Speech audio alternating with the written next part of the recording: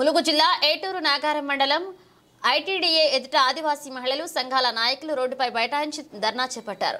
కొమరమి ఆసిఫాబాద్ జిల్లాలో గిరిజన మహిళపై auto driver ముగ్ధం అత్యాచారానికి పాల్పడిన ఘటనకు నిరసనగా బాధితురాలికి ఎక్స్గ్రేషియా అందించి ప్రభుత్వమే ఆదుకోవాలని, అఘాయిత్యానికి పాల్పడిన ముగ్ధమును వెంటనే చట్టపరంగా కఠినంగా శిక్షించాలని, ఆదివాసీ మహిళలపై ఇలాంటి ఘటనలు జరిగితే చర్యలు తీసుకోవడంలో జాప్యం చేస్తున్నారన్నారు.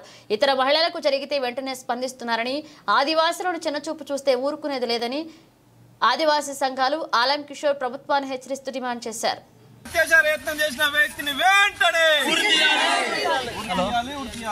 ఆదివాసీ మహిళపై దాడిని వెంటనే, ఆదివాసీ మహిళపై అత్యాచార యత్నం చేసిన వ్యక్తిని వెంటనే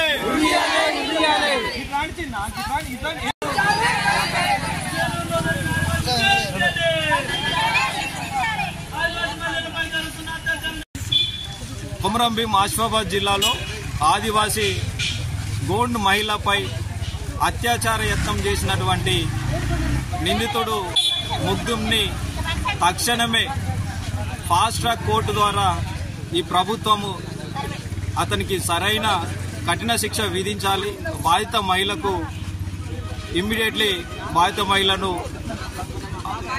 ఆమెకు నష్టం కూడా ఏదైతే జరిగిందో హాస్పిటల్ ఏదైనా కూడా ప్రభుత్వం వెంటనే బాధ్యత తీసుకొని ఆ మహిళకు న్యాయం చేయాలి.